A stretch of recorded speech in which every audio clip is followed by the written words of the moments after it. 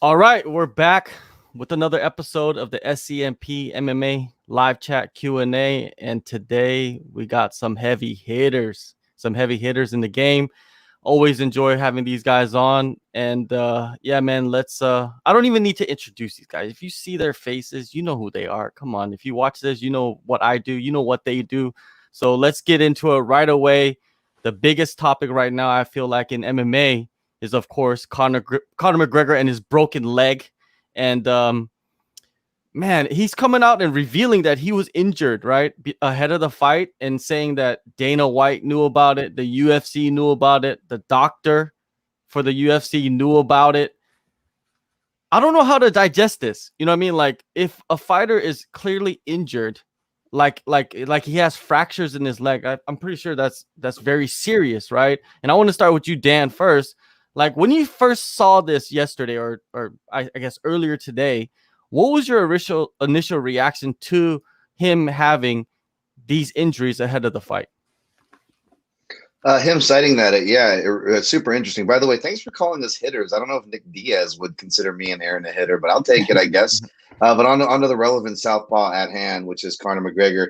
Or maybe Conor one-legger if, everybody knew about it, right? Because that's what he's saying. He said everybody knew, from the doctors, the commission.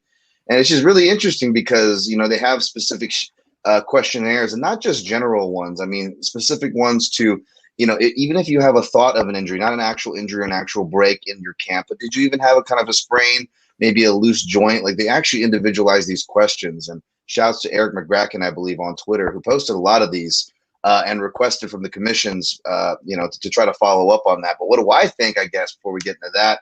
Well, I'm not surprised, as they say, or as Nate Diaz says. But in this case, McGregor, I'm not surprised that he's saying that, because let's be honest. Similar to the calf kick, I kept saying it was the check right hook. And I think that he pointed to the calf kick so much too is because he wanted to point you in the direction so you didn't realize that he got knocked out. It's like the uncle at the barbecue, or your old man at the barbecue. He trips, and instead of just saying, "Oh, my bad, I must be getting older. I'm clumsy. My bad." It's that rug.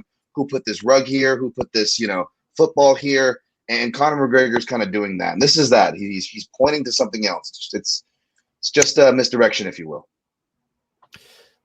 Aaron, with this, him revealing that Dana White knew about it, and when Dana White comes out, he talks about how fighter health is very important, and he knew about Conor McGregor and his injury. I want to see Dana White's reaction to this, right? Like, has he spoken about this? Have you heard anything online or anything throughout the news? Because I was sleeping throughout the night when this was all going on, so it's kind of new to me. I'm trying to digest it myself. No, I don't think he said anything, and this is kind of a, if I'm going to go down, I'm taking everybody down with me approach for Conor McGregor. One of the things that everybody was always enamored with Conor was his ability to lose gracefully. Ronda Rousey forever was getting ripped. Oh, she didn't face her critics. She ran away, and it still sticks with her to this day. I feel like the goodwill that Conor McGregor earned from handling defeat with grace is starting to get, I guess, diminished a little bit by what's happened here. And I think him coming out saying that he has these stress fractures will come off as an excuse to people, but him also saying that the UFC knew about it is pretty damning.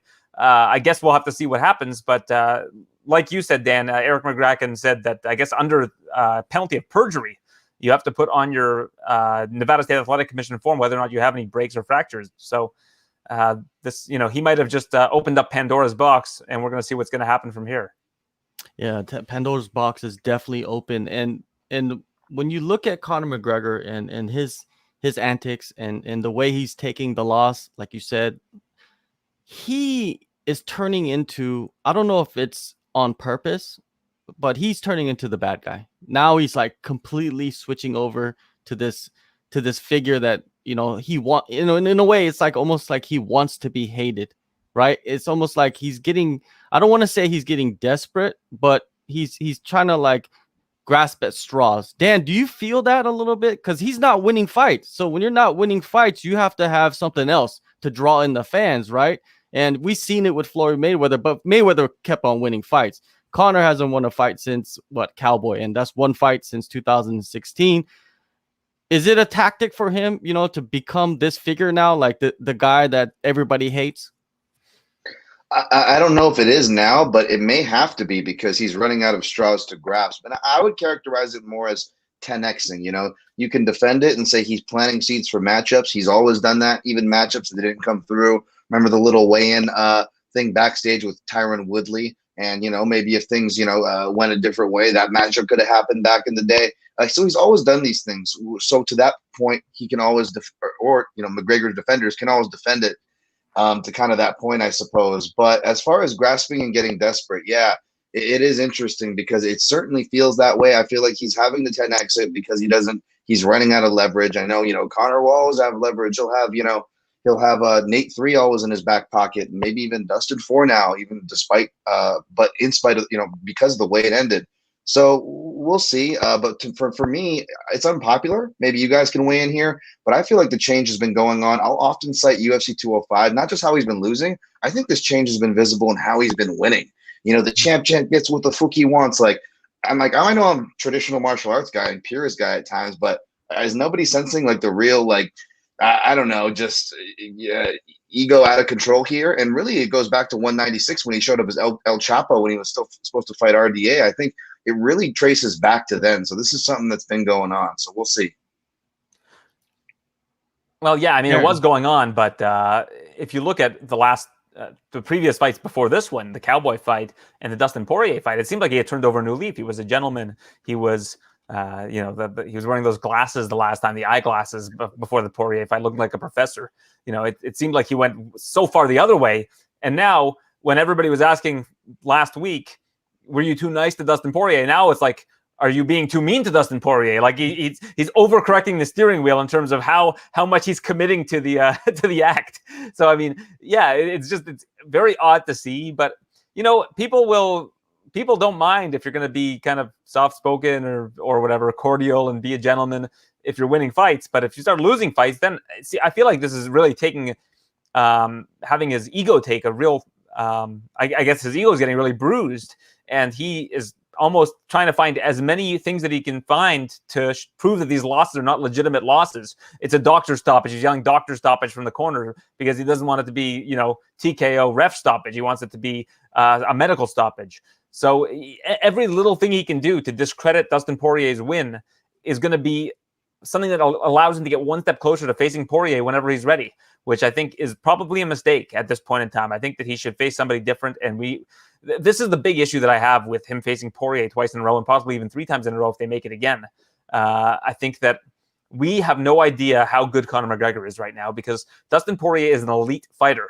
A lot of people would argue he's the best lightweight in the world, even though Charles Oliveira has the belt. But we don't know how he is against guys that aren't elite, that aren't the number one guy. I think he needs a fight as a litmus test to see where he's at. I think RDA is the fight to make because RDA next year will be 38 years old. I think he's 2-4 in his last 6. I know he's losing to elite guys as well, but if Conor McGregor can't beat a 38-year-old RDA, I mean, what's left? What is left for Conor McGregor if he can't do that in the years where he's supposed to be in his prime? Number one, RDA is 38 years old. I didn't even know that. It will be next year. Okay. He's 37 now, but when McGregor comes back, he'll be 38. That's incredible to me. He's 38 years old at lightweight and he's in the top 10. I don't think we've had many guys like that in the past, right? So not it's at lightweight. Yeah, not at lightweight. Lightweight is a division where it's like a young man's division, right? And it's an explosive division, a division that you're going to take a lot of damage.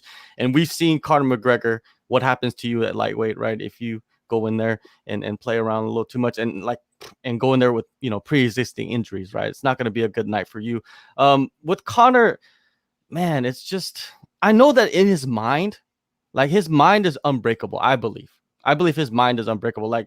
Right now, he in the cage when he had his leg broken, you mentioned that he was yelling at the referee or yelling at the Herb Dean to say it was a doctor. That his mind is in there already, right? Normal people, I think most fighters would be worrying about their leg and their broken leg, but he's talking about the result. He's setting up the next fight. I think Ronda Rousey tweeted out something about that, right? That we don't deserve Conor McGregor. I think, is that what she said in the tweet? Do you remember the tweet, Dan, about what Ronda Rousey tweeted out about Conor McGregor and him and his antics after the fight? Yeah, something along those lines. I think she did use the word deserve, but it kind of just flashed my eye. I can't quote it offhand. Yeah. It's a trip, man. how many fighters, and I've been talking to fighters about this too, have been disgusted by Conor McGregor's actions. You know what I mean? It's just like even the fighters are turning against him in a way. Not like they were like friends with him or anything like that, but it's like they're not entertained by it anymore, right? And you know, Eric Nixick, he put out a tweet. Let me try to put this up here. And I'm gonna read it to you guys. I thought it was a really, really good tweet. Let me see this. Let me put it up here real fast. Here we go. Where's that? No. Here it is. All right, so this tweet right here by Eric Nixick, right? He says, "Real talk, I could care less about the trash talk or what said to help build a fight, but if you say some shit about my wife, like Connor said about Dustin's in the post fight, I'm kneeing your ass in the fucking head, broken leg or not." And I've heard some other fighters say the same thing. I was talking to Brian Barberena about this, and he said he would have been stomping on his broken leg in the cage. You know what I mean? And Dustin Poirier showed a lot of restraint. Now, Dan, with that, you know what I mean, with him just yelling those things in that moment to his wife, to him, like, is it going too far, do you think? Is there a point where you go too far in trash talking? Man, I was already a fan of Bam Bam, speaking of southpaws there. But yeah, I mean, I know it's easy to say this is the fight game and, you know, all's fair and this and that. But, you know, I'm also more along the lines of these fighters as far as, you know, there should be consequences for certain actions. And it is absolutely disrespectful to Poirier's wife. And, I retweeted something from Denise Donaire as well as something from Hacks from the Fight site. As far as it's also super disrespectful to Connor's wife, who supported him this whole time. So it's really just a double disrespect. So obviously I'm biased toward my guy Eric Nixick, the tweet we're talking about here. But yeah, I totally sentiment and don't hold it against anybody who has those thoughts, especially when these people saying it, whether it's Bam Bam or Eric, they actually have wives, very supportive wives, awesome, strong women who are great role models in their families. And family is the most important thing. And I don't have a wife or a family of my own in that sense, but I wouldn't even question that. Aaron, you have a family, you have a wife. If some guy is just yelling that at you and threaten you in a way, man, you have to take it seriously, right? It's not trash talk anymore. It's very serious. Well, if I just beat them in the cage prior to them yelling that, I would just walk away. I mean, Dustin Poirier is committed to saying that what happens in the cage is the truth, and everything else he kind of filters out. He doesn't like the idea of a fighter threatening his life. I mean, he thinks that he says that he always prays that his opponent gets home safe to their family. Dustin Poirier is just he's kind of become, you know, Iron Man in this sense. Like he's not going to let this kind of thing get to him. And with McGregor, we're starting to see almost like a Shakespearean tragedy before our eyes. We're seeing a guy that was beloved, that was the talk of the town, that was, you know, a hero in mixed martial arts, so to speak. You know, he became a 2-division champion and was on top of the world, to basically he's free falling right now. He's free falling. And again, that's kind of why I want to see what kind of fighter he is in a fight against somebody not named Dustin Poirier. I want to see what he has left because I think that there is still a possible redemption story here, but right now he's starting to, like I said, he's starting to free fall. And I think that, you know, we want to see, I think everybody likes a good comeback story, but I also think that there are going to be a lot of people rooting against him. If this is the way he's going to handle losing, again, one of the calling cards for him was the fact that he was able to take a loss and handle it with grace. If it starts going in that direction, then what? You know, what do you have left? You know, I thought the press conference fell flat last week. I thought that it was clear that Dustin Poirier wasn't having it. He wasn't interested. He wasn't going to let McGregor get to him. And then it just seemed like a person yelling at a bus stop. You know, it wasn't as captivating as we've seen in the past from McGregor. So again, I think that what we need to do is give this some time to breathe. I think that right now it's kind of we're in it. I think we need to give it time to breathe. I think that with McGregor, if he can have some sort of a comeback where he is able to beat somebody in the top 10, then maybe you can make that Poirier fight again. It's a big money fight, blockbuster fight for sure. But I just don't see the urgency to make a third fight right away. Now, the comeback. I don't think when I was watching this fight live and I was doing a live, hangout thing with James Lynch, and when I reacted to it, I thought he shouldn't fight anymore. There's no reason to fight for him, right? he doesn't need the money. The dude is like probably close to $500 million rich, and he really doesn't have much to prove. Maybe to himself, I don't know. In his mind, he has to prove that he could come back. It's a great story, right? Like you get injured, you're on a losing streak, and you break your leg, and then you come back through rehab, and it's one of the most gruesome injuries of the sport. And we just saw Chris Weidman do it, and he's on his comeback, and he's documenting everything. Conor McGregor is probably going to do the same.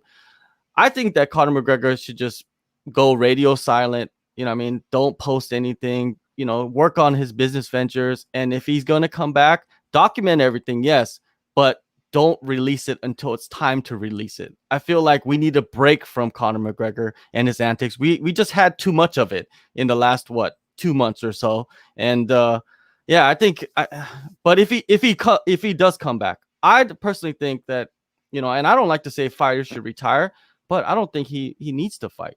But I know that the UFC wants him to come back. They already are talking about it. He's talking about it. So we have to act like and respond to this like he is coming back.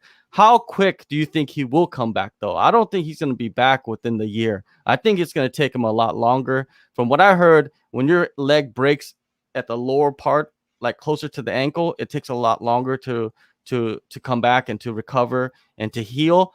And you never know what's going to happen during the healing process. Dan, number one, should he come back? And number two, how fast do you think it's going to happen? I mean, I'm not one to say should he or shouldn't he, but even with the impact of seeing it happen, I still think that he would fight again. It just, what's the trajectory like?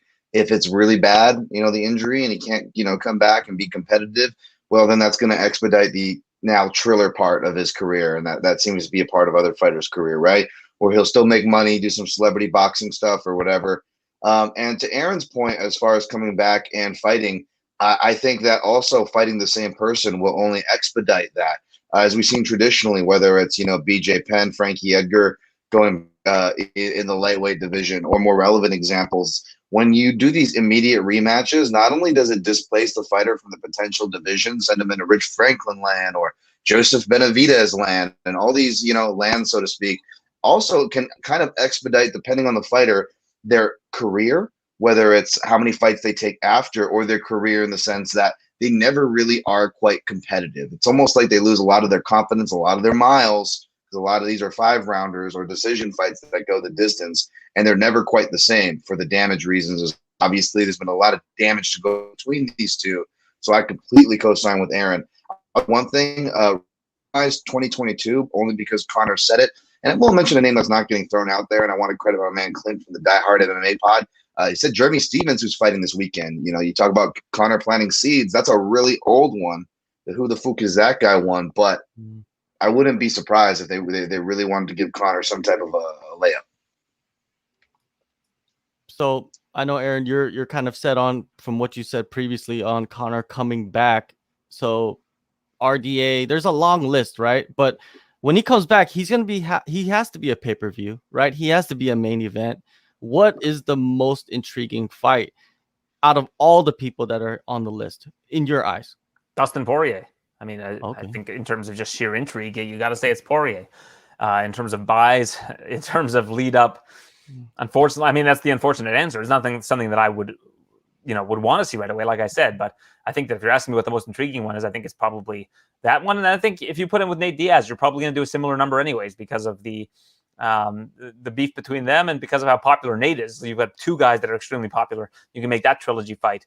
But, you mentioned he doesn't need to fight anymore. He didn't need to fight anymore before the last two Poirier fights. He doesn't need to fight anymore. But he clearly wants to prove something to himself and to everybody else that he is still an elite fighter at this age, and that the money didn't get to him. The money didn't make him a softer person or a worse fighter or anything along those lines.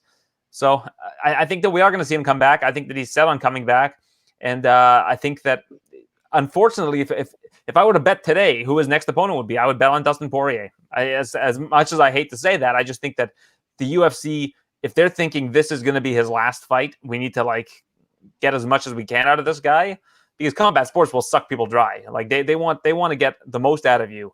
I think they make the Poirier fight, and Dana White kind of said that after the fight. He said, we're going to let Conor heal, and then he can fight Dustin after he's healed. But we also, I think, need to see what happens, because if Dustin Poirier ends up winning the belt off of Charles Oliveira, I mean, to give Conor, who was 1-3 as a lightweight in the UFC, a title shot above really the murderer's row of guys at lightweight right now, the Justin Gaethjes of the world, the Beneil Dariush's of the world, guys that have really worked their way up and are on these streaks. Even Islam Makhachev is fighting this weekend. I think after he wins this weekend, if he does beat Thiago Moises, I think he enters the mix too. So I think that there's just a lot of moving parts here. But if you were to ask me what the likely situation is going to be, or the likely scenario, I think it's probably going to be the fourth fight with Dustin.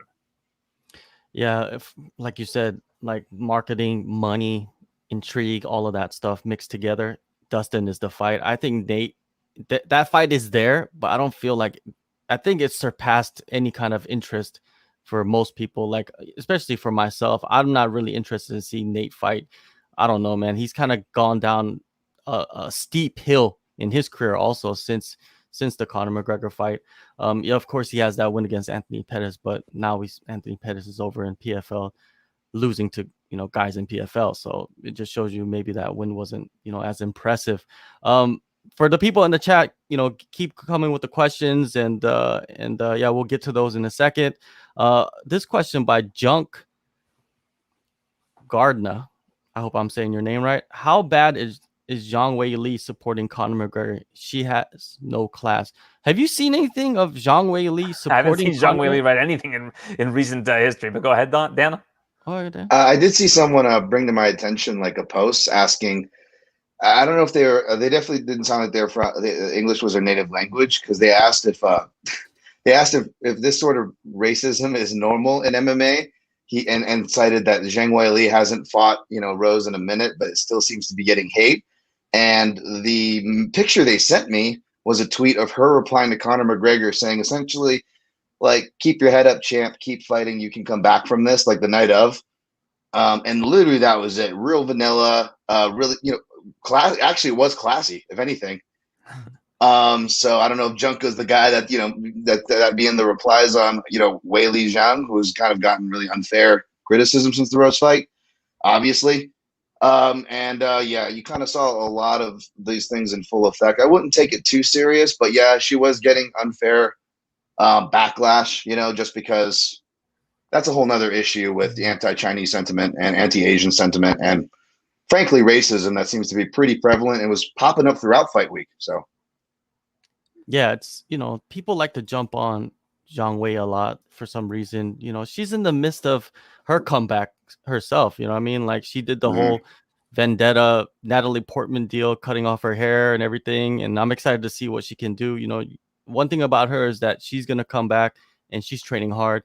And I wonder why they're not committing to Rose. Have you heard anything, Aaron, about Rose Namajunas and what the status of her? No, radio silence. I haven't heard anything about who she's going to be facing next. It seems like Weili is the front runner from what Dana White has said in the past, but I don't really have anything concrete on that. I think the Esparza fight makes a lot of sense right now, honestly. I think that it would be good for Zhang to fight someone else, and then you can build that fight up again. If she gets a win and Esparza, Rose is able to beat Esparza, I think that's probably a better scenario, because then you can get Zhang a little bit more momentum. But I haven't heard anything regarding that particular division. Dan, you know, when you look at Zhang Weili and, you know, getting a rematch is always great, especially if it's for the title, but sometimes it's not, because then you go into, like you said, the Joe Benavidez land where you lose back-to-back title fights. Where do you go? It's like Max Holloway, you know what I mean? Of course, Max Holloway, he came back and got the great win against Calvin Kattar and it puts him back into the driver's seat, but sometimes it doesn't happen like that. You could lose the second title fight and then you could go fight another killer and lose that one. Like, where does that put you? It puts you in that no man's land, Revis Island, so to say. What do you think? Should she fight for the title again, or should she go to, you know, fight, you know, there's a bunch of girls in the division she could compete against. You remember when she fought for the title, she leapfrogged so many other girls, right? So there's a lot of matchups there. Yeah, and she got hate for that. When it had nothing to do with her. It was, you know, the UFC capitalizing on the Chinese market, which the same UFC supporters are in the comment section going China bad, which is pretty ironic. But I completely agree with Aaron said. And to answer your question and parlaying off of that to answer your question, three things. One, yes, I won't go back into that, but yeah, it's historically pretty bad. going into immediate rematches for title fights, both for the outcome of that fight, and again, as well as the overall trajectory of the career. 2, stylistically, don't get it twisted, man. I've been a big Rose supporter of both her martial arts and her mental health advocacy, and the record shows that for years, and I still stand by all those things, as I believe that Rose, after, even though it was a very brief matchup, and yes, perhaps it would go different down the road, I want to see that happen down the road, because Whaley still needs a lot of developing to do, and stylistically, Rose is just, chef's kiss. She is really on point. She's fighting at her best. And 3, I don't want Wei Li to go through it. The other Chinese fighters, they're going to package on the card. Me, myself, someone who's half Chinese, and just to go through that whole thing and being told from media to fans alike about our experiences and how, booing is fine. And even though that's not what I or anybody was complaining about, folks, but all that racist rhetoric that was put in, I really don't feel like going through that again. Just like how you guys said Conor McGregor needs to go radio silence. Maybe that's what Rose is doing after the recent things she said. Not a bad idea. Again, she's very much a fan favorite and has so much potential as a martial artist, fighter, etc. So again, let them go their different paths. I love the Esparza fight. Esparza is an awesome fighter. They got history. I don't necessarily like Esparza's chances, but I think she deserves it, And again, go let Wei Li build stock somewhere else and let people forget about it, because, for all the people that are going to tell you that, the racist rhetoric has no effect. It clearly does, folks. It clearly does. Look at the comments. Look at. I'm not even going to cite other stuff I saw last week in other shows, but it's out there, folks, and we need to stop fanning those flames. Let's get back to the fun fighting. Yeah, definitely get back to fighting. And Aaron, the Carla Rose rematch. I think I have to disagree with Dad. I think Carla does have a chance in this fight. I think stylistically it's a dangerous fight. We saw in the first fight, right? I know that was a long time ago, and Rose is a completely different fighter, and Carla's pretty much the same. She's just better at what she does. What do you think? What is your view on this? Of it as a matchup, I think that Carla would certainly have a shot, but I think that Rose is very dangerous off of her back. I think Rose is a way better fighter than the first time that they fought. I think she has developed a lot more than Carla has, although Carla did show new wrinkles to her game in the last fight and was really aggressive and pushing towards a finish. And I think that one of the really interesting things that would also sell this fight is that if Rose beats Esparza, she'll have beaten every single former champion in that division, which I think is really cool, considering that there have been a good amount of champions in the strawweight division.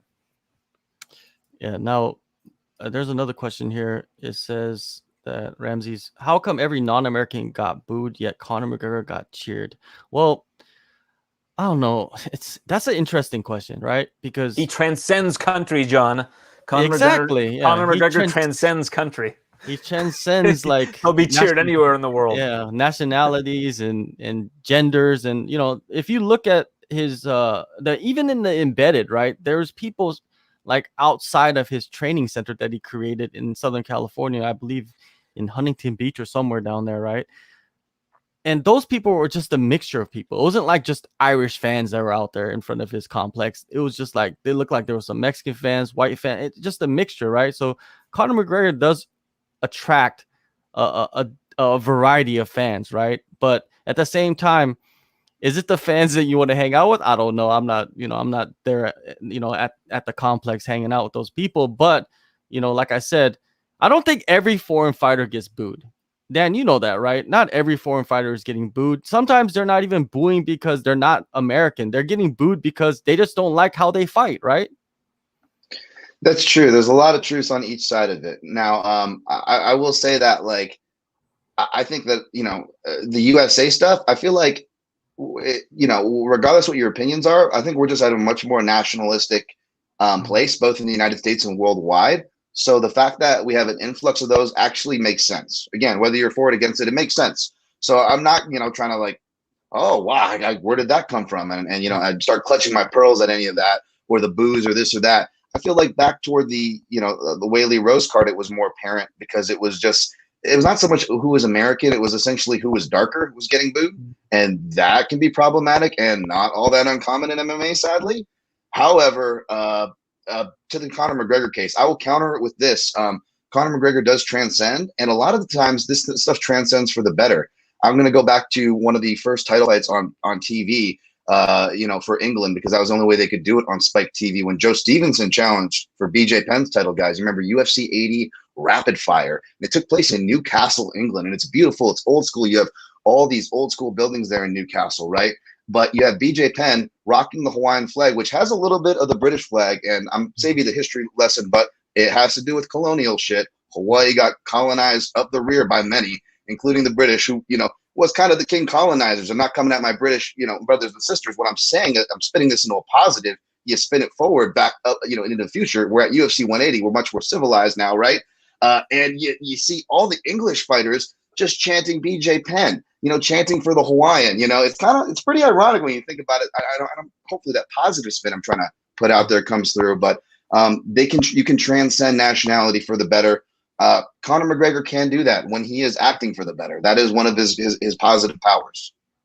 And another fighter that gets a lot of love wherever he goes is the Korean Zombie. I don't think he's ever been booed anywhere he fights, and he's fought like eight main events or something like that. He's fought in Brazil. Maybe they booed him in Brazil because he was fighting the King of Rio, right? Mm-hmm. Jose Aldo. But I don't really remember him getting booed anywhere. And his song is just synonymous with his name. And yeah, he's great. It's just because someone tried to bring up that Gilbert Burns, right, after his fight against Stephen Wonderboy Thompson, he was getting booed, and I was like, there's nothing to do with Gilbert Burns being Brazilian for him getting booed. It's him and his style of fight that he his game plan, how he executed it and how he won the fight. I think people didn't like it so much, so they boo it, right? So, and it's, I don't know. I think this is going to be a topic that continues. I think it's going to happen more and more as we go, and we'll talk about it more on this show. But we gotta move on. Ramsey's he's got a statement saying, "I'm curious why JHK isn't interested in more Diaz fights." Well, they just recently announced the other Diaz, Nick Diaz, is going to fight Robbie Lawler in a rematch that is 17 years in the making. Initial reaction to this, Aaron, were you happy? Were you happy? Like, yes, Nick Diaz is coming back. I was happy that Dana White gave me the news, but I'm not all that stoked for a Nick Diaz comeback. If you go and watch the interview that Ariel Helwani did with him, it was like an hour long.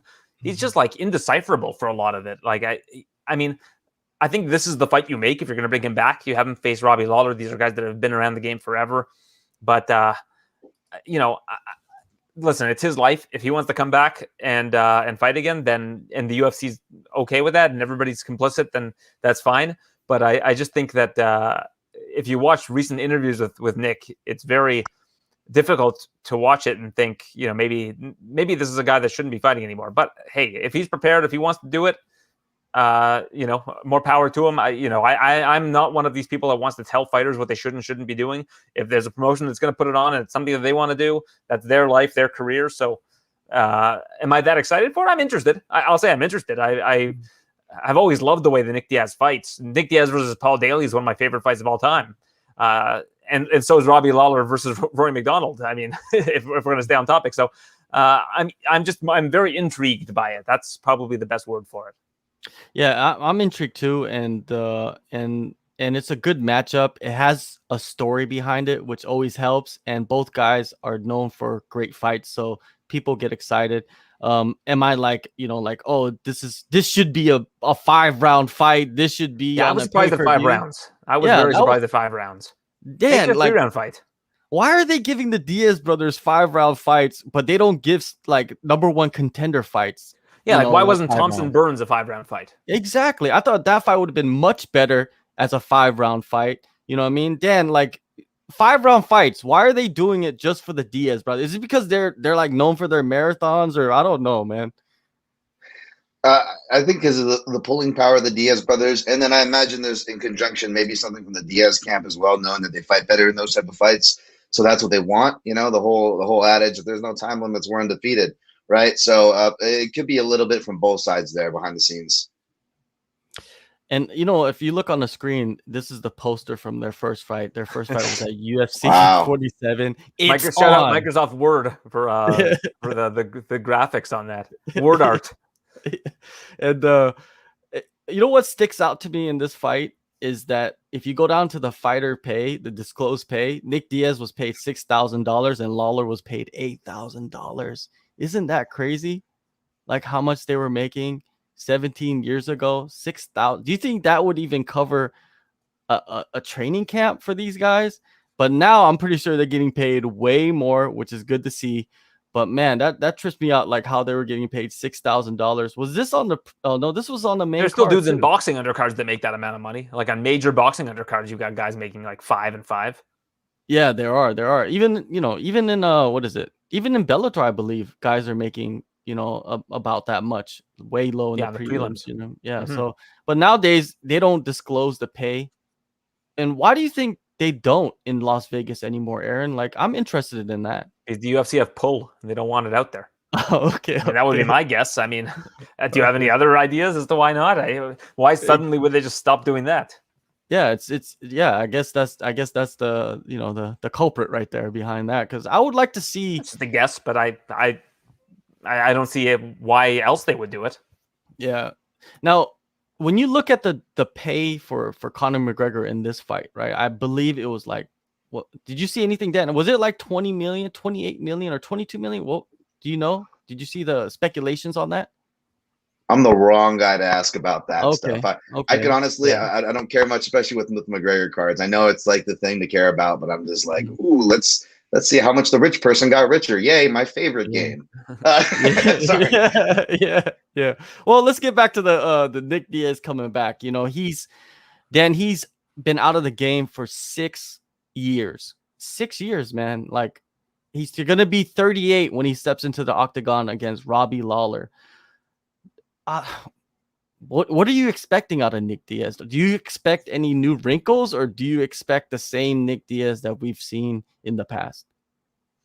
I expect at best you're going to get resemblances of the same of each fighter, because they're both about the same parts of their career. I got no issue with this matchmaking from the segment before and leading into this one. As far as the age and the 6 years off, it's interesting considering I'm doing a stats piece that I'm actually in the middle of writing right now, but I'll give you a tidbit from it. I believe off the top of my head, if you want to include certain legends, like, when Bellator was doing like the Kazushi, or not, that was more Ryzen, but with Ken Shamrock and, a Hoist Gracie and whatnot, I think like fighters that were around 5 or plus year layoffs are 5-2 winning rate. And I believe it's 12-4 for fighters between 3 and 5 years with a layoff. So interesting stuff there, but I would just set your expectations low, folks. Aaron, with the Diaz brothers, they're known for keeping a small camp, keeping their guys close to them, the same coaches throughout the years. How much do you think that has hurt the Diaz brothers throughout the years?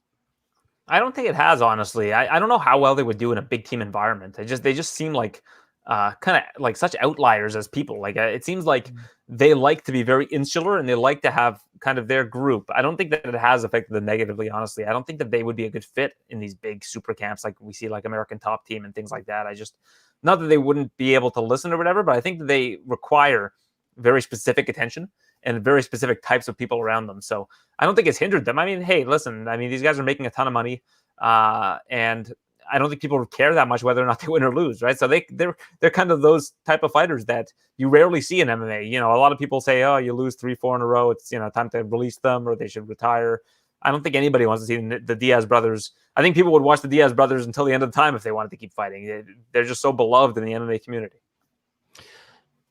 James was telling me his theory on why the Diaz brothers continue to fight, and it's because this is a theory that they want to fight out their contract so they can go and box and make even more money, right? Of course, at the end of the day, this is Nick Diaz has come out and said it himself, like he fights for the money, right? He doesn't like fighting, he just fights for the money. He's good at it. Dan, do you think that there's something behind that? That's why Nick Diaz is coming back, because he wants to fight out his contract and be rid of the UFC so he could do his own thing in boxing? I wouldn't be surprised for a boxing motive, but I do agree maybe it's a safer assumption that as far as the money motive goes, right? I'm glad to see that, he seemed to be getting into a better place as far as triathlons, but he also seemed to be in a bad place for a while. I mean, I'm not even a big social media guy. And, nor do I follow a bunch of girls, much less party girls. I feel like I couldn't go for like a month without seeing Nick Diaz popping into one of my Las Vegas girlfriend stories at some club. And I'm like, dude, what is going on? So I don't know how much of the martial arts motivation is in play of this and how much is maybe more monetary, but I'm happy to see him in better shape. And again, I'm setting my expectations real low. So in line with that, there's probably a lot of money motivation here. Maybe he's playing the long game for contract. Could we be seeing the last of Robbie Lawler, you think, Aaron? Do you think that this could be that swan song for him in his career? He's 39 years old. You know what I mean? Like, this is a matchup that's going to draw a lot of attention. If he goes out there and knocks out Nick Diaz and kind of takes off his gloves, I wouldn't be mad at it, right? Like, I wouldn't be. I think it would be a great way to go out. Well, Robbie Lawler strikes me as one of these guys that just loves fighting. Mm-hmm. So I think that as long as you don't match him up with like Khamzat Chimaev and like a lot of these kind of up and coming fighters, or Leon Edwards, like match him up with guys like Carlos Condit, Matt Brown. Like, there are so many of these kind of older fighters that are still fighting in the welterweight division. If Robbie wants to do 3-4 more fights, there are going to be guys that you can put him up against that will be intriguing. Now, whether or not the UFC want to keep these kind of fighters around, like guys that are older and make a lot of money, I think they're kind of starting to, if the release of Junior Dos Santos and Alistair Overeem and I guess soon Demian Maia are any indication, I don't think that they want to keep these guys that are past their prime, that are making a lot of money around anymore. I think that they feel like letting them go to competitors is not going to be as bad for the UFC as it once was. From last week's event, I just want to transition over to a guy that, there was a lot of talk of him heading into the pay-per-view, and he went in there and pretty much laid a goose egg, right? He was very disappointing because, before that, the year or two, I'm talking about Ryan Hall. He was talking about fighters don't want to fight him, and he goes in there against a young prospect and just gets mauled, basically, right? I don't know how to react to that, right? It's just like Ryan Hall didn't look any different from what he showed in the last previous fights. Maybe we were overhyping him. Do you think there was a hint of overhype, Dan, on Ryan Hall? I think so. I think we like to hype what we don't understand, whether it's, we don't understand it because we don't get to see that much of it. It's that typical knockout train who goes in, gets all the first round knockouts, and it's mysterious, or the opposite of that spectrum, which is Ryan Hall, the weird guy who does weird things and technical stuff, and we don't quite understand it. But those in the know knew that it would take a guy like Topuria, or and somebody fighting with just a certain game plan in mind to really just shut that down, to not play with Hall's entries. So you couple that again, back to your previous point about the booze. Again, not to dismiss or be one side or the other, but you're absolutely right, John. A lot of times it is style, right? And Hall's style is not crowd pleasing. So you couple a couple non-crowd pleasing performances along with maybe some anti-Semitic remarks that he may or may not have made. And there was a lot of people, not necessarily disappointed in what they saw. Now, I'm not a Ryan Hall hater. However, I did pick Topuria as an analyst to come out on top there. So I wasn't too surprised, but I think that the public reaction is more from the polarization of his style and perhaps other things. Aaron, Ryan Hall, like, what are your thoughts on the performance and like what is next for him? What do you see him doing? Well, I think the reason why people don't want to sign on to fight him is you just watch that fight. You watch the first 2 minutes of the fight, and the guy's rolling around like a fish on the ground. Like, he's rolling around, and it's not the way that a lot of these guys want to fight. If you watch the fight that he had with Gray Maynard was furious afterwards because the whole fight was just Ryan Hall being evasive and trying to, have Gray Maynard fighting, playing into his game plan. But I thought that Ryan Hall, when he fought Darren Elkins, was a little bit different because he was bringing the fight to Darren Elkins. He was hitting him with some good shots on the feet. So now when you look at a guy like Ryan Hall, it's like, we know this guy has a ceiling. We understand what we're getting with this guy, but I don't think people are going to want to fight him. I don't think that people are going to, and it's not because they're scared of him, but it's because you can't look good against a guy like that, really. I mean, Topuria managed to, but it's very difficult to look good against the guy that is just kind of doing flips and trying to get away from you and trying to bait you into his game. It's frustrating. And I think that that's the reason why people aren't signing to fight him, not because they're worried about his style of fight. They just know that it's kind of a lose-lose situation. In my eyes, it's a 50-50 gamble, no pun intended, right? On Ryan Hall, that when you go in there, if you don't understand that leg lock game and you get tied up, you make one wrong move, man. You could be the highest level striker in the world and it's over for you, right? Your knee is ripped apart. And I think that's why a lot of the fighters don't want to fight him. But at the same time, yes, like Aaron said, he's flopping around like a fish on the ground. And it's like the fans are like, who is this guy? Right. So I think he takes a step back. Alex Box Uno saying that Ryan Hall should fight Herbert Burns or Gavin Tucker. I think Herbert Burns would be a great matchup. I know he's still in recovery from knee surgery, but I think he has a good enough ground game to where he'll keep Ryan Hall off the floor and then, be able to strike with him to show him the strike. I don't know about Gavin Tucker so much. I don't know. Where is Kron Gracie? Where is what that happened guy? to Kron Gracie? Kron Gracie just disappeared. It's weird. Like, I have heard nothing from this guy. Yeah, I don't know, man. Where have all the specialists gone, right? Like they should redo that song. I'm missing who does it from the 90s. I know Aaron can bail me out with that reference. But yeah, now I'm hearing where have all the Cowboys gone in my head. But you're right. And I think that, when we see, guys like Hall Ice like this, maybe we may be asking that question more, John, as far as these guys. So I'm not a jiu-jitsu hater, man. I love the submission grappling in all its forms, in all its iterations. But, specialists aren't around as much, and I think it's for good reason. Well, Drake is in the chat and he's saying Imanari versus Hall, please. I feel like if we have that fight, we're going to get a double knockout because both those guys are going to roll at the same time and then clash heads and knock each other out. I would think that would be a great highlight in their highlight reel for both of them, but I don't know. I don't think people want to see Imanari versus Hall. Like, if they really want to anger people, they should book Ryan Hall versus Wonderboy Thompson and just see what happens. Different divisions, of course. We got 170 and 145, but just to annoy everybody. But I'm trying to think of who would be a good matchup for him at 45. The Kron Gracie one's an interesting thought for sure. What about Cub Swanson? I think Ryan Hall versus Cub Swanson would be interesting, but I don't know if Cub Swanson would want to fight a guy who does that kind of weird stuff. So who knows?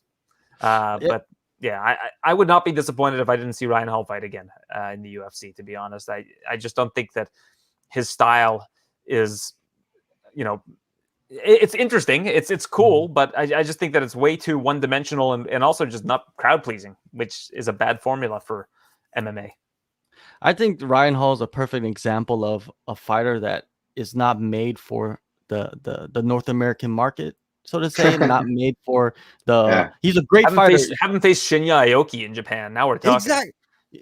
Aaron, perfect. You stole my thoughts because I feel like he would be perfect for like the Asian market. Like he would be perfect for one championship or Ryzen because they would embrace that, right? They would have so many different matchups for him to take. No one's gonna dodge him. A lot of the Asian fighters, once they get a contract, they don't even care who's on it. They just fight them. It's just like how they and it kind of like works against a lot of the Asian fighters too at the same time, and that's a whole nother topic that we could get into later on, but. So another a fighter that I was interested in from last week's pay-per-view is Tai Tuivasa and his run in the UFC, and he goes in there. And do you think a lot of people were like, I picked Tai to win this fight because I thought Tai just like a lot of people would say Greg Hardy's this athletic fighter, but I don't think he's that athletic, to be honest. Yeah, he played football, but he doesn't seem to be that fluid as a fighter, right? Like that athleticism hasn't transferred over so well in this heavyweight division, and Tai Tuivasa kind of exposed that, right? Of course, Tai got clipped, but he showed his maturity in that fight. What did you think about Tai and his evolution in front of our eyes, basically, because he came in as like an undefeated fighter and lost 3 in a row, and now he's on a 3-fight win streak, Aaron?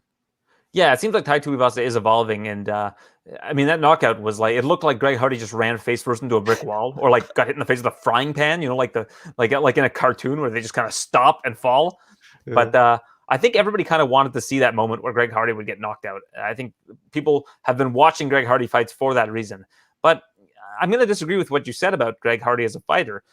I think that there was a time where it looked like he was evolving and it looked like he was getting better. And he is a great athlete. He might not be a great athlete that's conducive to fighting like his, stylistically. But when he was becoming kind of more of a point fighter and more of a fighter that was, looking for takedowns and was being smart about his game plan, it wasn't as pleasing as when he was going for these crazy knockouts against regional level fighters early on. but he looked like he was actually evolving and getting better and belonged in there. But I think that all of the movement that he's had from camp to camp to camp has been a total disservice to him. I don't think he's had the consistency, and I think that he's actually regressing as a fighter.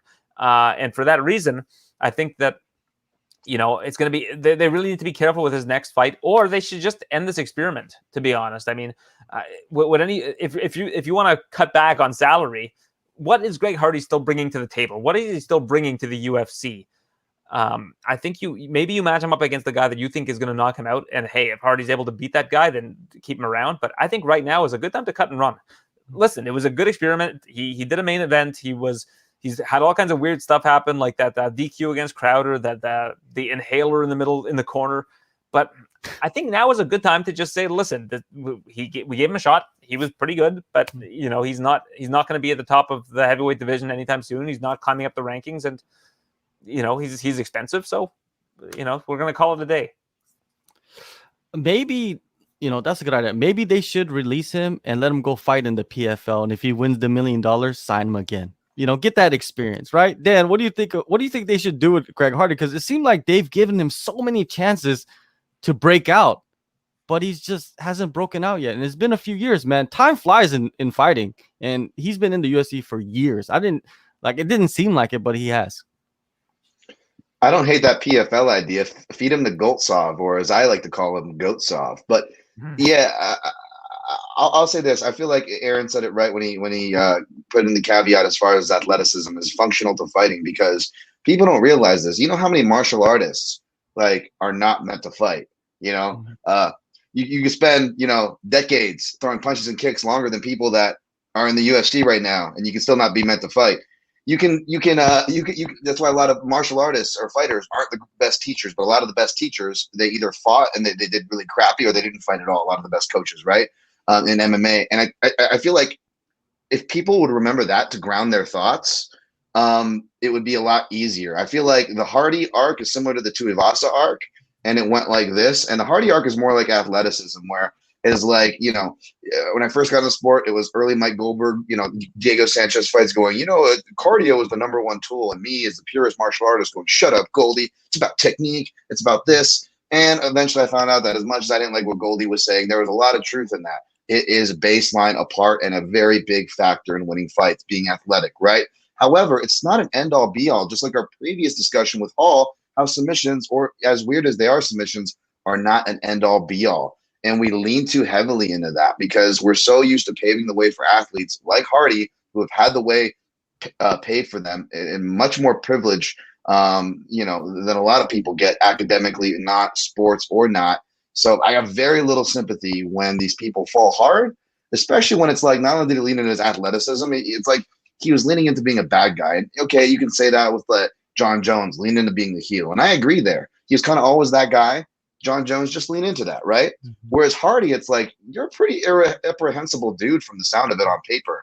You don't need to act like you're a bad guy, Hardy. And he would do it in a way that was almost comical. He was doing it in the lead up to fight week, which I think allowed to the reactions. So I know I'm going off on a tangent here, but I just think we need to stop treating football like it's the best base for MMA when we've been craving that. Just like, oh, we need the heavyweight in boxing. Like MMA's version of that is any dude who played NFL, so we can just, jerk that narrative. Pardon my partial French there, if you will. But it's like, okay, Brendan Schaub, folks, is the best guy to have played in the NFL and fought in the octagon. He's still the best guy to have done it. Can we stop treating it like it's this untapped, it's sword in the stone thing? Like, I know everybody's going to hate me, especially because I'm from America and football is sacred and religion, and I'm getting the unfollow button already. But can we just relax? Can we be done with high school and stop kissing these undeserving athletes' asses? Can they prove themselves? And along with all the other fighters who are being unfairly leveraged against first. So yeah, no sympathy for Hardy, but that's my opinion. I know someone who's not looking forward to the Matt Mitrione fight this weekend. Are you the mysterious Kevin from the press conference phone call? Hey man, I like Mitrione, and he would have my vote for the example if he didn't lose a head-to-head to Brendan Schaub. You know what I'm saying? I'm a big fan of Mitrione, man. A southpaw. He's trained with coaches of mine. I wish he still trained with those coaches. I feel like he did better when he was with the Sugar Ray Cephos of the world and the Neil Melansons of the world. So yeah, I definitely don't want to put myself in the position of Kevin there. That's a good shout, though.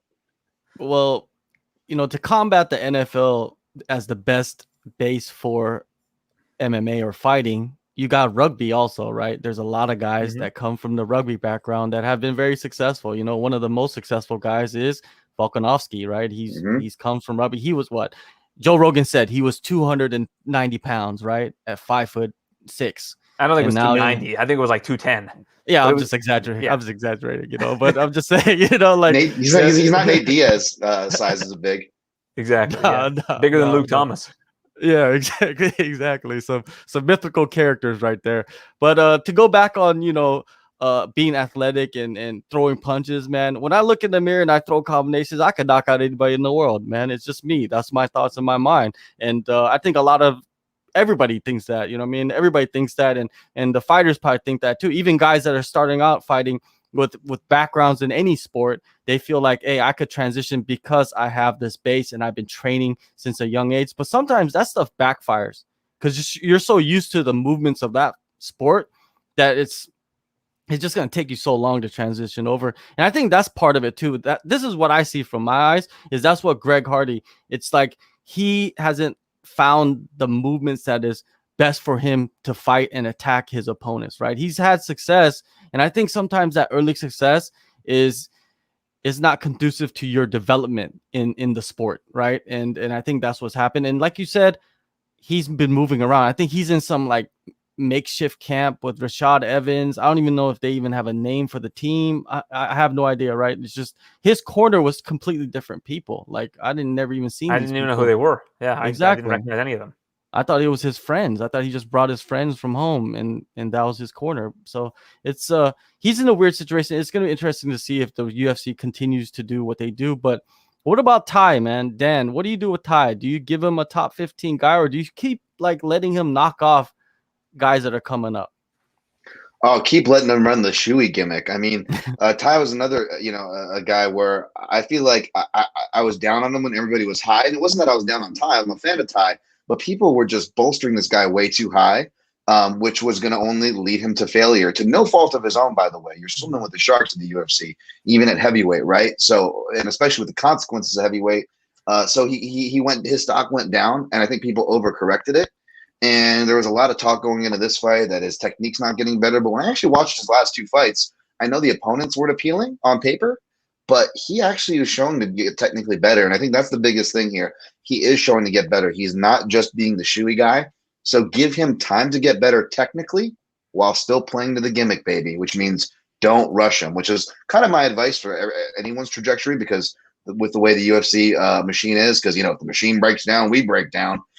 These fighters tend to get thrown into fights way too early. So slow it down, baby. Slow it down. With a character like Ty, Aaron, he's a guy that he needs to be in front of that crowd, right? It's like you put him on a fight night, it's almost wasting an opportunity, right? Especially with this whole shoey gimmick and everything going on. And he just loves the crowd. Like you have to build off that. So who do you put him against? I think, Alex Boxuno was saying Walt Harris, someone was saying Ben Rothwell. I think those are good fights that you could put on a May card pay-per-view, and he's in front of the crowd, and if he wins, he elevates himself and he gets to do all the 50 million shoeys that he likes to do. Yeah, those are both good names. Ty is one of the very few guys that have passed the Arlovsky test and then gone downhill. Usually when you pass the Andrei Arlovsky test, you're in the club now. You're in like the top 10, and you end up fighting all those guys over and over again through the revolving door of the heavyweight top 10. But he ended up taking a step back. But yeah, I like those two names. I like Shamil Abdurakhimov. I believe he's still ranked. Like a guy that's in the rankings that is a beatable opponent for Tai Tuivasa, I think would be a good move. And I mean, I think a matchup between him and Tanner Boser would be good, but I just think that you don't want to take momentum away from one of those two guys. It might be one of those ones that they kind of meet down the road. But Ty's just so exciting, and I agree with you. I think he should always be fighting in front of a crowd. He's one of those guys that really gets a lot of energy from the crowd. So I like the idea of him fighting on pay-per-views, either prelims, main cards, wherever you can find a spot for him. What would it take for you to be at an event to do a shoey? Like what would be the stipulations? If for someone's that, Aaron? spitting in a shoe and I have to drink, I'm not drinking out of it. Like it's sorry. Like we've been wearing masks for the last year and a half, and you want me to drink someone's spit out of a shoe? That's a very hard pass from me. I would drink beer out of a shoe without the spit. Like that's no, like if it's my own shoe, even though it'll stink or whatever, like I can do that. But the spit is where I draw the line. Like I can drink beer out of a shoe, but I can't do a proper shoey because I'm not drinking someone's spit. What about hot sauce? Like they threw some hot sauces there last weekend, man. What a dick. Hot sauce and beer. I would drink hot sauce and beer together, no problem. And I would drink hot sauce and beer out of a shoe too, but not with the spit. Yeah, all right. No spit. All right. But the shoe's okay. Yeah, the shoey has become, man, it's crazy like how something like that has like taken over, parts of the fandom in the UFC and MMA. And I'm just surprised that more other fighters don't do it from Australia. You know what I mean? Like why not? But I guess it's Ty's thing, so let him keep rolling with it and have fun with it. Do you ever watch Ty's live Instagram lives where he brings people in and he roasts them? Have you watched any of those? No, Dan? I've never seen it. Oh my God, you guys need to watch some of those. It's just so funny because Ty, he's just like he likes to laugh, so it's like he'll just invite a random person in and then just start laughing at them for no reason. There's nothing being said, and he's just laughing at them, and then he'll just roast them and then turn them off and bring in the next person. It's I think that they should take advantage of that, the UFC somehow. But anyways, moving along, another fight, the co-main event from last weekend, the Burns Wonder Boy. A lot of people were saying that Wonder Boy, if he won this fight, they were just waiting for him. If he did win, he'd probably get the next shot against Usman. He did not win. Where do you go from here, Dan, with Wonder Boy? He's 38 years old. He's at that mark. You know what I mean? He's the same age as Nick Diaz, right? Older than Nick Diaz. I posted that on Twitter. Yes, he is older than Nick Diaz because Nick Diaz at this moment he's 37. What do you do? Because it doesn't seem like he's getting any older, which is crazy to say, right? He's still moving around really well. He just couldn't defend the wrestling, and Burns did a great job executing a game plan. What do you do with him? Who do you put him in against next? There's a lot of fights there. Well, I'm offended you didn't ask me my shoey preference because I would do one, but only if it was with Tai Tuivasa and on camera. And I'll just quickly add that just be glad that Steve-O didn't become friends with Dana White sooner, because you imagine that guy fighting in the UFC and doing butt funnels on his way out of the arena. Anyways, on that note, Stephen Thompson, okay? I think that what you got to do with him is fun fights. It sucks. He's kind of gotten himself into like Rich Franklin land, or whatever land. Jose Aldo after lost 2 to Max Holloway land, right? Except he really didn't do it to the champion this time. I know he did with Woodley already, but this is kind of his second chance we're talking about. Now he's older. I say fun fights, man. Give him Carlos Condit. Give him the Nick Diaz, Robbie Lawler. Huh? Yeah. Ponzinibbio versus Thompson. That's the fight I want to see. That if you want to give him a competitive one, then that's one, because Ponzinibbio's getting up there too, and we don't know where his health's at. But he already had the murderer's row, these young guys, to his own detriment. Give him some fun fights at least on the way out. Yeah, I think at this point, like, the UFC might just end up giving him some guy that they want to build. You know what I mean? If they could get past that test. But it's hard. That's not a smart move always. I mean, Darren Till barely passed that test when they were trying to push Darren Till to a title fight. That's a bad move. Don't build people with Stephen Thompson, because Stephen Thompson can beat them. Like, if you want to build somebody, that's the opposite of who you should put him against. Because if they're going to lose to a 38-year-old Stephen Thompson, it'll crush their confidence going up. I think there are a lot of better choices you can have if you want to build someone up in that division than Wonder Boy, because I think Wonder Boy can beat just about anybody on any given night if things go his way. Yeah, I completely agree. Wonder Boy is still so dangerous that if you put him against anybody, he can finish them. Even the guys in the top 5. You know what I mean? Like, if you can take out the guys, right? Yeah, like if you put him against Leon Edwards, are you convinced that Leon Edwards would beat Stephen Wonder Boy Thompson? No. I think that is a very close fight, and a fight that I would like to see. To be honest with you, I would like to see that fight. But Leon Edwards he's in that island on Lost. That's where Leon Edwards is. Like, he's been there for a while, man. It sucks to see that, right? He continually not getting the respect that he needs, or he deserves. And it seems like they're gonna go with Covington. But Covington, like someone pointed out, I forgot who it was on Twitter, that Covington doesn't have a win against anybody in the top 10, which is crazy to me. And he would be fighting for the title next.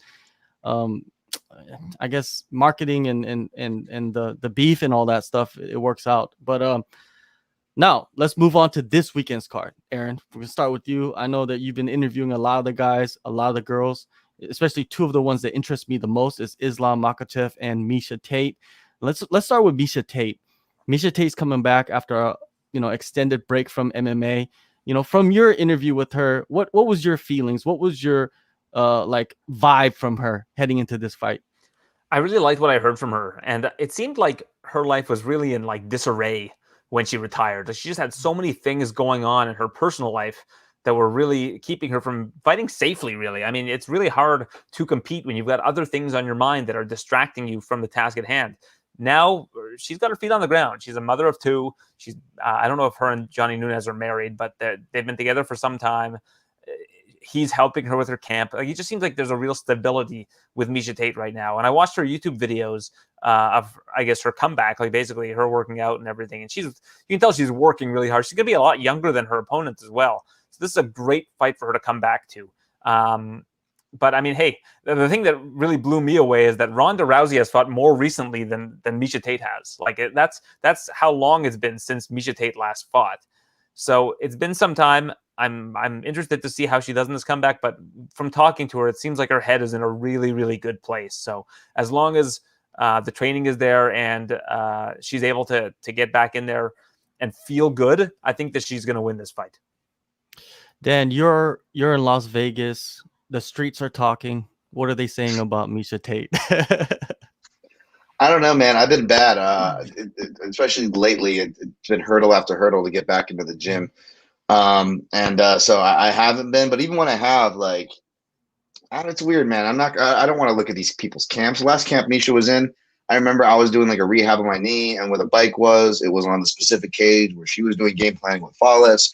And even though they all trusted me and I knew Flawless, I wasn't about to go. I would move the bike, physically move the bike to go do my therapy and probably hurt my knee in the process because I just didn't want that there. So it's weird when people ask for inside information. But I don't have any on this one, man. But I do like what my man, Coach Eric Nixick is saying. I do trust him as far as, being one of the head coaches in a camp. I know she's apparently working with Rick Little too, but Rick Little is Pacific Northwest. So I imagine she's working more with Eric. Yeah, I like that there. I like, her mindset coming into this. I actually just got done listening to the TSN MMA show, which is a podcast I recommend, not just because the host is here, Aaron Bronsteter, but I really like the way she sounded on that as well.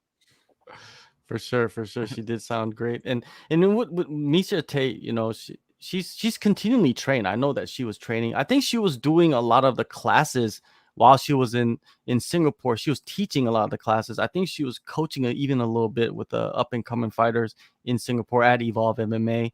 And so she's had her hands in the gym the whole time, even while she was having babies, right? So the motivation, I think, is different for her, which I like that about her. I like that her motivation, and like you said, Aaron, she's her surroundings are a little bit more stable. It's just that, has she evolved enough throughout the years to keep up with what's happening right now? I mean, of course, she's in the gym sparring the fighters that are competing right now in the UFC or whatever organization, but can she take that into the cage? That's what intrigues me the most. And you got Marion Renault, who's probably the oldest fighter in the UFC competing right now. And this is her retirement fight, I believe. I believe it is. I believe this is her retirement this is her fight. last fight. Yeah. Yeah, this is her last fight. So, Dan, what do you expect to happen? I know you probably looked at the tape and saw, what they've done, and Meisha Tate is just a mystery, right? So do you see her getting it done because of the motivation and because of Marion Renault? It's her last time. Do retirement fights really ever work out as planned? What's the percentage? Have you looked into that? No, man. Yeah, but I did look into the percentage on the other end, and it's strange, Fighters coming back, it's not as big of a deal anymore, and I think it's because training's gotten better. And again, I actually researched this for the year plus layoff. I think Reen Coots leads off in December of 2013 with the Fightnomics book at about a 35% win rate when a fighter is off for a year plus. I don't have time to go through all my samples, but I sampled about roughly 60 fights since 2013, 99 percentile in the UFC at a high level, relevant samples, roughly 60. And it's about 20% higher according to my account. Since then, so more relevantly, and with fighters who have made maybe not the 5-year, but multiple 3-year layoffs. He's 1-1, Dominic Cruz, or 4.5-year layoff like an Antonio McKee, is that they stayed in coaching analyst roles, roles that would keep them in the gym. And I think that's a big part for a lot of these fighters who can come back and make the successful layoff to where the sport doesn't pass them by. But as far as what I'm expecting, it's hard to predict because of that. Tate is touting a 2.0 version, but I think because of the small cage and the grappling propensity, it's just take down Tate and her amazing. It's so amazing that I want to say underrated, even though it's clearly her on paper strength grappling. Renault's dangerous from bottom, but she gives too many positions, both standing on the feet, and that's problematic for Marion Renault. She's been taken down in 10 of her last 10 fights, including losing takedown battles to strikers like Holly Holm. So I do think Tate rolls here, but I'm biased. All right. Well, this is what I figure. I feel like Meisha Tate's going to go in there, and the win is more important than anything. It's a main event slot, co-main event slot. The win is the most important thing, and she's not going to go out there to earn style points, right? She's going out there to shake off that ring rust. I think there's always a little bit there with every fighter, and she's going to go back to her bread and butter, grapple, try to go for that submission, maybe some ground and pound. If that doesn't work out, stay out of danger, get the decision, right? And I think like the UFC's putting her into this position because I don't feel like she's going to be here for many fights. And maybe she said that. Did she say that to you, Aaron, in the interview? No, well, she said that she has like short-term goals, medium-term goals, and long-term goals. And her long-term goals to get back in title contention. So I think that she is going to be around for, I guess, as long as it makes sense. Do you see the UFC, with the bantamweight division the way it is right now, and like not many clear contenders lined, for the title? Do you think that they're pushing her real quick, and we could see her maybe in the next 2 fights fighting, the champion? Well, I kind of asked her that because the division is really up in the air right now. I mean, you have Pena getting the next shot, and Tate is very familiar with Pena because they train together and have the same coach in Rich Little, and she coached her on The Ultimate Fighter. A lot of connections there. But I think that right now there's kind of 4 people that you got to look at in that division. You got Jermaine Durandame, who's already lost to Nunes.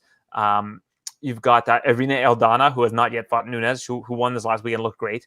You've got Holly Holm, who again has also lost to Nunes, and you've got Aspen Ladd and Macy Chase on. Whoever wins that fight, I think those are kind of the people that are in the mix right now. But Meisha Tate's a household name; people know her. I think if she gets a win over Renault, and then I think you match her up with someone like a Sarah McMahon, she gets right back in, and then maybe one more after that, and she's right back in the title mix. I think that there's certainly room for her to get back into the title mix quickly, given that Nunes has beaten a lot of these girls already, Tate included.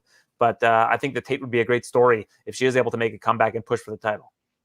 Yeah, I think I agree with you on that. I think that, a couple of fights and then she gets that number 1 contender slot. I think that will work great for her. Now let's jump into the main event. Dan, we're going to go with you first. And we got 2 guys, right? Kind of the unsung heroes coming up in the division.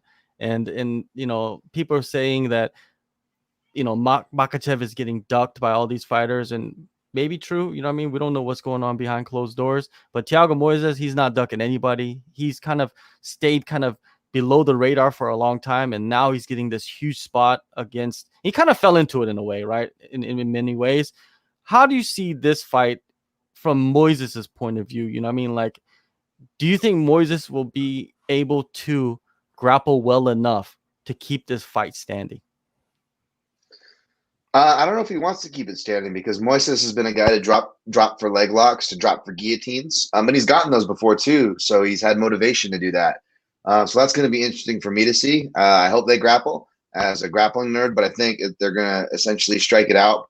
From Moises' point of view, I think that's actually better too. I feel like a lot of people are thinking that's the safer place to be because Moises is not a potent puncher. He doesn't have that KO power, but he's so young and evolving. He's been getting so much better at his counter punching that he could turn that corner. And Makhachev has been knocked out before. I don't think he has an iron chin. He's really put on muscle. He's really done some reformation to his body over the last few years. Granted, he is maturing. It is to be expected. But the point is he's still not as thick and not as athletic as Khabib, but he is more technical and a better submission grappler. And I've said that for years, and that's no surprise to me. And it shouldn't be a surprise to other people. But does that mean he's going to be as effective as Khabib? No, that doesn't necessarily mean that. So I actually like, I picked Makhachev, but I like things from Moises' point of view. I feel like he's got nothing to lose here, and he's got opportunistic finishes on the feet and on the floor in a fight that's probably going to go 25 minutes. So it's a really, really dangerous fight for Makhachev. Now with Makhachev, he seemed like he's more vocal as of late. I mean, if you watch his interviews, he's going in on other fighters. I like it. I like to see him do that. Aaron, you spoke with him. What was the reaction from him and him, talking about other fighters and what they're saying about him? Well, he's just a very reserved guy. I had to really push him to talk about how he was going to smash everybody. It took some noodling on my end, but I think that I think he's just a lot more reserved. I think that he's a very intriguing fighter and an interesting, and certainly an interesting fighter. But we haven't really seen him against the top guys, and I think we still need to see him make that jump. But it does seem like people don't want to fight this guy because he is going to take you down. He's going to smother you. And I mean, he was supposed to fight RDA. I don't know what happened to that fight, but RDA weighed in last week. Like, RDA is in Vegas, weighed in last week. Like, why are these guys not being matched up? So that's a little bit confusing to me. But I do want to see how he does against Moises. I think Moises is a very good under-the-radar talent, former RFA champion, a guy who's looked really good of late, has beaten the likes of Bobby Green and Alexander Hernandez recently. He beat good names in that division. So this is an interesting test for Makhachev, one that I think he should probably pass pretty easily, but still, I don't want to write Moises off completely. I posted something on Twitter today. I posted the stats, the career stats in the UFC of Francis Ngannou side by side with Islam Makhachev, and people were like, well, what's your point? My point is that if you take guys that are very dominant, dominance comes in different shapes and sizes. You've got guys that are dominant at 155 pounds, guys that are dominant at heavyweight, and even though they're completely different fighters, you still see that these are guys that don't take a lot of damage, that are able to control and are able to move up. And then people were saying, well, Francis is beating the best guys. Islam's not. Islam's not getting matched up with the best guys. That's the big problem. And, you see this a lot. And I asked Islam about this. I said, some guys that are also managed by Ali Abdelaziz under that Dominance MMA umbrella are guys like Kamaru Usman and Zabit and Khabib even, where these guys could not get fights. Usman has told me many times that he was thinking of retiring because they weren't giving him good matchups that were going to move him up. Zabit is on the brink of retiring right now because he's not getting good matchups, and Yair Rodriguez keeps falling out of his fights. And now we look at Islam, and he looks like a guy that's not going to be getting big fights because people don't want to face him either. So I think that he's going to have to fight more times than the average fighter would need to get into the title mix. And that makes it difficult on his career. But luckily for him, he's still in his 20s, and I still think he has time to rise and get better. But is he the same? Is he as good of a fighter as Khabib? Time will tell. I think he is different, like Dan said. I think he's always kind of fishing for submissions. He's a lot more aggressive in attacking submissions, as opposed to Khabib, who likes to really control and land, ground, and pound. So different kinds of fighters, but guys that have been with each other for almost their entire lives. I mean, Makhachev started training with Khabib when he was 8 years old. So these are guys that know each other inside and out, and I'm sure learn from each other day in and day out. We got a question for you, Aaron, from Mr. Alvin Yakitori. How do we watch your TSN show? It seems to be unavailable in the U.S. It's a podcast, so just go on iTunes, Stitcher. Mr. Yakitori, I appreciate you for wanting to listen to it. TSN MMA show on any podcast platform. For sure. With Islam, Dan Hooker came out in an interview with James Lynch and said that, if he wins against Moises, if he calls him out, he'll fight him. I think that's the fight that he should take. If Dan Hooker, a name in the division, ranked higher than him, is he ranked? I believe he's ranked higher for than sure. Mm-hmm. Yeah. And he's saying that he will take the fight and it's on record. And Dan's the type of guy that if he says something, he's going to do it, right? If the contract comes, he's going to sign it. So Makhachev, I know he responded to that question, that call out by saying like Dan Hooker does, he's won a couple fights in his last, but look at who he's fought. Look at who he's been competing against. And most of that on like weird circumstances, right? He's like short notice fights. He's flying, there's some, that plays a factor into a lot of stuff. I'm not trying to make excuses for him, but I think Makhachev, he needs to take that fight. And I think Dan Hooker's trying to come back at 266 where Volkanovski's fighting. And he told me when I talked to him that yeah, that's when he's targeting because he wants to fly over there with his team. And I think Kai Kara France is going to probably fight on that card too. And it looks like Cody Garbrandt might be the matchup. And what do you think of that? Cody Garbrandt dropping to 125, and his first fight is going to be against Kai Kara France. Possibly, it's not official yet. Yeah, I mean, great matchup. First off, I think that's a matchup that makes a lot of sense. And Cody's told me for a long time that 125 makes a lot of sense for him. He walks around in like the 140s. He probably walks around lighter than Figueiredo does.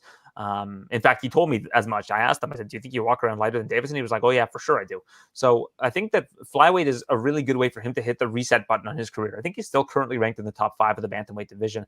So if he does get a win at flyweight, I would not be surprised if he just moves all the way up to a championship fight. The flyweight division is not crowded right now. I think that if you have Moreno, I think he should fight Askar Askarov next.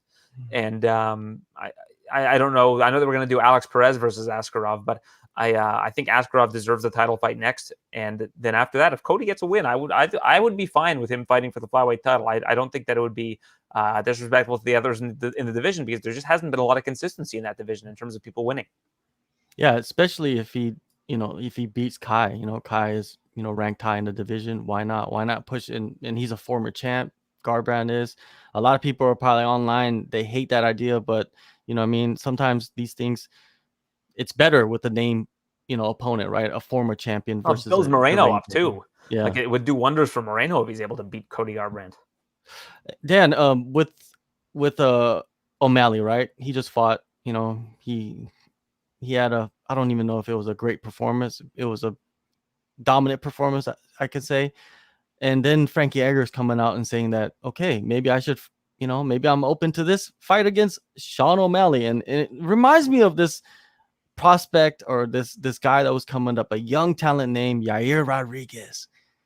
And he ran into the guy named Frankie Edgar. But I feel like this is a different situation, because that's Frankie Edgar years ago, right? Is it the same Frankie Edgar that we see now? Because he's been knocked out a few times since then. What do you think about that matchup? Do you think that favors O'Malley? O'Malley's smart by taking that fight against Frankie Edgar, or should he go and fight somebody else, another guy that's outside the top 15?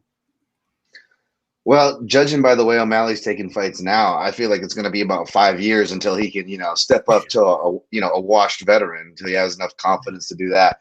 No, but in all seriousness, I think it's actually a good fight. I agree. It's a different fight than it was against Yair. I was one that was confident in that Frankie was gonna wash Yair, and he did just that. But it's a different fight now, and I feel like the bottom has finally dropped out, right, of Frankie Edgar. So I actually would not be surprised for O'Malley to win that. But what is surprising, in a not so surprising sense, is the way O'Malley is both being matchmaked, and however much of that is on his end. And but he can't be taking these Moutinhos. I don't know how well his body's going to hold up. I've been saying this. I don't know who's going to finally start listening, but when you have these tall fighters who cut to 125 and 135, things start breaking, or their gas tanks go out. And O'Malley, even though he didn't break anything inside like he has before, apparently like 3 of his limbs are jeopardized on medical suspension. So something to watch for, man. These tall fighters killing themselves with weight cuts. I don't like it. Could we see something happen to him inside the octagon? Like something, for example, like a Conor McGregor, like where he goes in there with something that he doesn't know he has, and a pre-existing injury that he fights through in camp, and then he goes in there and throws something he doesn't need to. It already happened with Andre Sukumtat, UFC 222. It was kind of hanging there. It was below. It was right at the foot. I forget what they call it, but he got lucky and it disjointed right at the foot to where it wasn't a serious recovery. So it's kind of already happened to him when he fought a more Muay Thai based striker in Andre Sukumtat. So yeah, I don't like that at all. I don't like to project that on anybody. All jokes aside, no matter what, anybody's, we've talked about some, maybe dislikable characters. It doesn't matter. I don't wish anybody. I don't advocate for violence, folks. Don't get it twisted. I don't wish any of this on anybody. But yes, they are prime targets for that. I do believe. Corey Hill. Look at how much weight he was cutting to get the lightweight. So Aaron, with Sean O'Malley, like if you don't give him a top 15 guy, like you have to give him a test, right? Somebody that, like I guess a Ricky Simone. I think, Brian Keller, those are the names that make sense more than anything. Do you agree with that? Well, first off, I won't sit here and let Dan besmirch George Roop, but I will continue and say that I believe that Sean O'Malley should be facing a guy like a Frankie Edgar or Dominic Cruz next. I think that if he's not able to get by one of those guys, we kind of know what we're dealing with here. And he's still a really young guy. I think that we still have yet to see the best of Sean O'Malley. And I think that he would probably be a 2-1 favorite against Frankie Edgar, to be honest. And how good Frankie Edgar still is, I think that's to be seen also. I think that he's had a lot of tough opponents.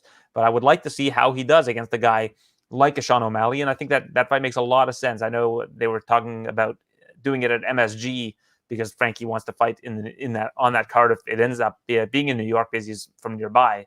And I think that would be a great matchup. All right. Before we get out of here, one last question for both of you guys. I proposed the question to you guys, let you guys rant on it. Michael Bisping, he's saying that Conor McGregor should fire John Kavanagh for his comments after the fight. Dan, let's start with you. What is your take on what he's saying? I don't blame him, man. Win or learn, as they say, right? And maybe it's because I just watched Michael Bisping in some Warrior, and I enjoyed him there. But I like me some Bisping, man.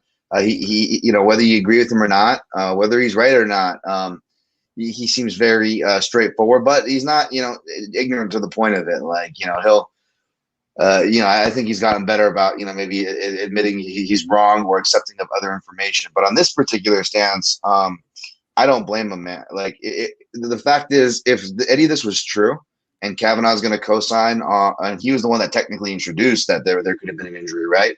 Mm-hmm. Well, then why the heck was your game plan to carelessly throw unset up leg kicks like that? Like, that's going to get you hurt. It was ridiculous, ridiculously dumb. Or if there's any truth to this, you felt like he wasn't going to get a proper feel on the checks with the shin pads, so he did all our sparring without shin pads.